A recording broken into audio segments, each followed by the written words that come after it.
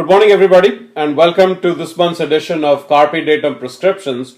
My name is Shirish Netke from Ambaroon Inc., and I have with me Dr. Venkatesh Ravirala from Medseek. Venkatesh is the Chief Analytics Officer of the company and has had a illustrious career in analytics and big data across a lot of industries and a lot of companies. And these include MGM, Oracle, Kaiser Permanente, Nextent, and Chemdex. And in all, he has contributed created about $400 million in incremental value for the various projects he's worked on. Dr. Ravirala, welcome to the program. Thank you very much. I appreciate it, Suresh. And thank you for joining us. You've had quite a lot of experience in this area, and so we are very happy to have you on our program to talk about all the stuff that you've done. So let me begin with a couple of sort of questions here. Dr. Ravirala, can you tell us a little bit about what you do at Medseek? So to set the context, because I know it's a relatively new company. It's in the area of healthcare and analytics. It would be very useful for our folks to understand what Medseek does. Right. So my role here as Chief Analytics Officer is to really build a best-in-class team that can advance the use of analytics for all the products and services that we offer in the healthcare. It is a global team spread out over 5 different places in U.S. and we have a decent arm development and analytics division in Bangalore. So the role pertains to really looking at on the consumer side or the patient side as well as the provider, which are the physicians and some of the hospital chains that drive population healthcare, looking at analytics as a process to change the behavior of the consumer. Great. And it involves using analytics, and a lot of data behind it is a supporting means for driving the thought process and strategy. Wonderful. So now our topic of discussion today is actually about analytics and the power to influence. Now, in this context, let me ask you this: as a healthcare provider or a payer or anybody else in the ecosystem, why should I care about analyzing data and influencing behavior? Is this a sort of a new application of data, and also am I doing something new which I couldn't do before with I guess the data that we have? So if you go to Visual 3, where I talk about the top of mind concerns, these concerns have existed for quite some time, but with the Obamacare and all the changes that are happening in healthcare, we are in a rapid transformation mode in this country at this point. And most consumers feel that at the negotiation table, the stakeholders are really pharma, insurance, the politicians and businesses, and they feel left out. And that's a key concern for the consumers at this point. So everybody will feel the impact of the regulation and the reforms that are happening in this business. Just like in the financial industry and energy industry, when deregulation happened, as the changes happen in healthcare, there's a lot of cost and risk shifting that's happening. And so the key concern is we're spending this $2.7 billion every year, and you got to know who is paying for what and what is it going for, right? So if you move to, again, visual number 4, I expand on this and say that there are converging factors in here, mainly 3 of them. One is the digital revolution, which is for the past 10 years, there's a humongous amount of data that's being collected across the board through multiple channels, right, representing the overall. Second is R&D, significant investments going in there, improving not just the computing technology, making data available, whether it is big data or computing power. Yep. It's also coming from across several different industries, including medical pharma, right? Right. Healthcare has 22% share. And the third is the risk shifting. As I said, everybody feels somewhat exposed to the risk. And all these are absolutely key concerns. So we all have to care about the changes that are happening, adopt to it, and survive, not just survive but thrive. So, but let me ask you about the area of influencing behavior. How does that happen in this? How do you use data to actually get people to do something that they were not doing before? So healthcare for quite some time has been thought of as either clinical or operations oriented. Okay, yeah. The piece that is missing that really, so if we are spending so much money, everybody asks this question, we are spending so much money and we're really doing the high level R&D and everything is progressing very well, how come the healthcare is deteriorating, especially in US? Okay. And the answer to it is the individuals here have a lot of freedom. And that freedom also allows them to do things that are not necessarily in their own best interest. Partially because they are ill-informed, too. Right. There's a lot of confusion out there. And so digital influence, whether it is through email or mobile or any other new emerging multi-channel platforms, is the best way for us to disseminate information and change when, how, and with what they act and make their decisions. So again, with the new technologies and the new data available, is this something that we doing something that we could not do before, or is it something which has always been possible in the? No, we are really changing and shifting and doing things that are very, very different. For example, take readmissions to the hospital. Right. Before, we were only caring about the readmissions from the viewpoint of when they appear. Today, we are very, very proactive. We already predict who is likely to come back within the next week, within the next 10 days, and within the month or so. And we're trying to avoid the readmission through the ER. Many times they wait till the last minute, call ER and get readmitted, right? We're preventing that by intervening and proactively messaging to them on who to go to for what and to take their medication or follow their regimen, if you will, post-acute care so as to avoid readmission. So you actually have a predictive model or a forecasting model with something like a propensity for a person to come back? Or Precisely. In fact, healthcare has such a diverse amount of data. When you're doing that readmission or not taking the medication on time or not following a particular regimen, you are looking at various segments and disease profiles, and specific to that cluster or target, creating models of the impact that's likely to come in front of you, and then taking proactive action to change the course. So things like your adherence programs and all that stuff, does all that data feed into it, to your predictive model? The 360 of the customer has a lot of data involved in it. If you go to visual number 11, I actually speak there about the mechanisms of influence. The ability for somebody to do research on data or findability, the predictive analytics, the ability to go and say, because of these, background or medical history associated with it or seriousness of your condition, availability of services around you, here is how you should be precisely targeting a message. So the marketing here is just not like a retail marketing, right? Nobody is really promoting any specific offer here. Quite a bit of the message is informational and educational in nature. Yeah, in fact, I can see like 10 factors here that we are talking about. And how many of them have historically been measured in the past? Have we probably measured one or two of them, I guess. I'm not sure if this kind of activity this kind of measurement has been done before. So the measurement has been there, except that the level to which we used to measure and the speed with which we measure today, our comprehensiveness are very, very different, right? So if you wanted to find out about, specialists in a particular area before, the first means was for you to call up your primary care physician, and by the time you get an appointment, it will be quite some time. Today, you go to your mobile phone, and you just Google or you go to some other search and start to find in specialty sites and WebMDs and so on and so forth.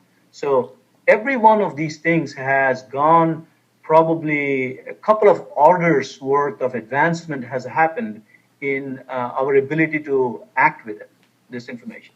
Okay, that's very interesting. In fact, if you look at it that way, quantification and prediction of human behavior has always been considered the holy grail of business, especially in retail and advertising and in those areas. How do you see this changing in healthcare over the next 5 years or the next 10 years? Devices are a critical part of monitoring as well as alerting on behaviors. And when I talk about devices, these are devices inclusive of your typical desktop to the modern medical equipment you wear on your wrist, right? Okay. And it's also a way where we are integrating the data. One of the things I say is yesterday's 360 is today's 90-degree view. The information about us is actually so voluminous and is changing so rapidly that there is an ongoing increase in amount of information relevant and meaningful about us that can help shift, bring a paradigm shift in the way we care about ourselves, and somebody else is able to offer services to us that will help us care about ourselves. So you're saying that when you say 90 degrees to 360 degrees, that means you're saying that there's going to be a several-fold increase in just the information available and what we can do with it. And the information not only available in the sense of that's just out there, but it is how it gets integrated and how freely we start to consolidate and share that information across the providers, across the payers. Okay. Now let me shift gears here a little bit. You've worked in a lot of different industries, apart from healthcare. And you worked in the hospitality industry, for example, and then in other aspects of business as well. How do all these tie up? How does analytics and predictability or predictive analytics change from the hospitality industry to the healthcare industry to the software or other industries that you've been in before? Is there a relationship, or are these very different in terms of technologies and applications? There is a whole lot of information that's utilization that's more advanced in retail and in some of the other sectors. Energy industry also uses information very extensively. E-commerce, everybody is familiar about Walmart and Amazon that really leverages this quite extensively, right? Healthcare actually is catching up from being behind the curve by almost a decade or so, I would say. On the other hand, because there is a significant amount of R&D, 22%, as I showed earlier, in healthcare alone, plus the technology that helps healthcare, the change is very rapid. Tied that to regulation and the amount of shift that's happening, the change here is rapid. So the things that are very transferable or translatable here is the multi-channel marketing that is pretty rampant in other industries is not yet being practiced in healthcare. We probably will take another year or so before we start to do mobile messaging between the doctor and the patient or some service provider in healthcare to the patient. So we are catching up, having known how to implement the technologies, the types of analytical models, whether they are predictive models or optimization models, gives me an edge to come to an industry that's a little bit behind, but then leapfrog from now on. This is the same story as when you might have heard many people characterize why India is so much ahead in telecom. It's because they never had to build the infrastructure. Instead, they went straight to mobile. Healthcare has that advantage of not having to go through the growing pains that other industries have gone, and instead take the best practices and implement them straight. So no legacy is a good thing for the healthcare industry in that sense. Very much so. Okay, that's a very interesting perspective. So what you're saying is that the healthcare industry may actually grow by leaps and bounds ahead of the other industries because of that factor or because of the availability of technology. Is that what you're predicting? I fully anticipate that. Okay, that should be very interesting to watch, especially with the healthcare reforms and and the heightened interest in healthcare.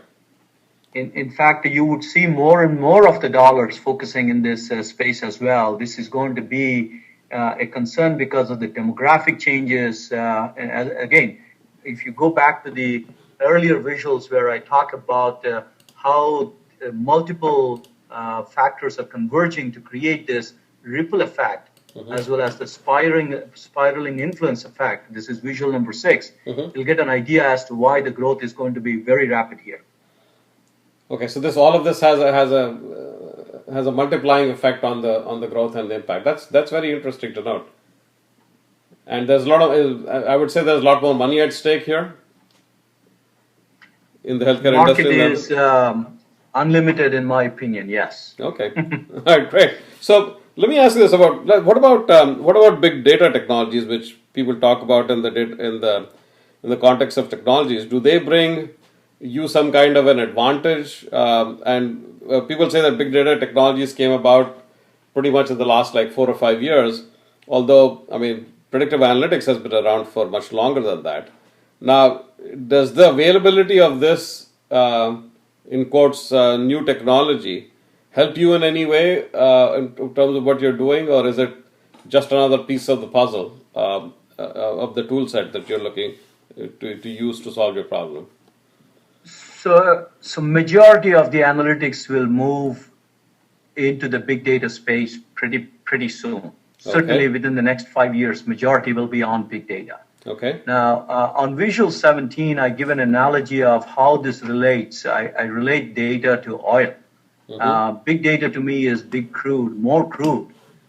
Our ability to not just extract that information and consolidate the information that matters, it's our ability to design analytics and put strategy and decisions. That's what will deliver value, right? Okay. Now, the unique thing about the big data in healthcare, we talk about volume quite a bit in big data, but that's majority of healthcare challenges are variety, not volume. Oh, variety. Variety is in variety of data sets. Variety of data sets as well as diversity within the data itself. There are so many different ways you can characterize healthcare data. If you talk about claims, what is a claim? There are medical claims, pharma claims, lab claims, and so on and so forth, right?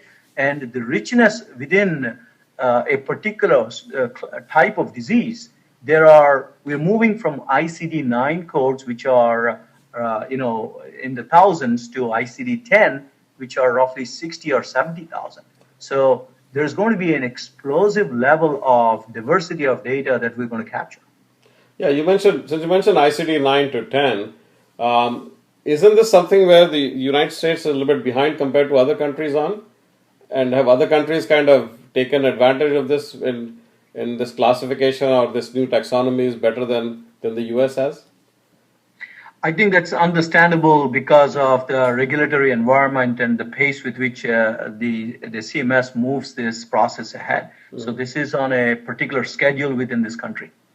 Okay. But the important point is you have 60,000 different parameters to deal with, as opposed to a small fraction of that before. That's right. That tells you when we're capturing the disease profiles, either the procedural codes or the diagnostic codes, right? What used to be characterized as a few thousand is now getting multiplied by an order of at least 50, if not 100.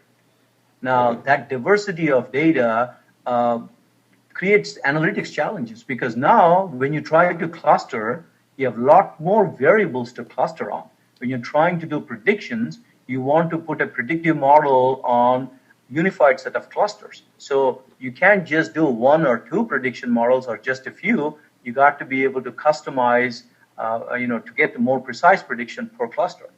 So the challenges on analytics are aggregation of data, dealing with diversity, and then trying to put analytics on greater volume and variety.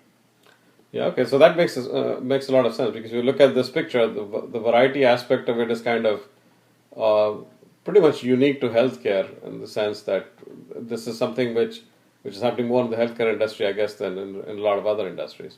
Of course, every industry is different. So if you go to Visual 18, I put a picture of when we aggregate data from multiple sources and we talk about really putting a single repository, instead of calling it the single version of truth, we call it the intelligent version of influence, right?